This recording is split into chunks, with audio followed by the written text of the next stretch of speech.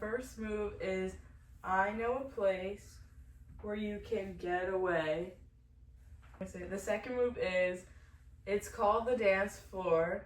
So then for Come On Vogue, you bring your hand in and step to the side.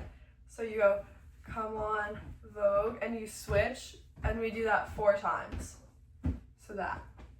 So we end like this, so you bring this hand up and leave this one here and then bring this one up. And while you're doing that, if it's here, you take a step up, take a step up. And then from here, with your arms up, you go, let your body move to the music. You could do like jazz hands, like just shake your body. Then for the next part, it's Come On Vogue, and you do this to each corner. And while you do it, you have to roll and step and then clap.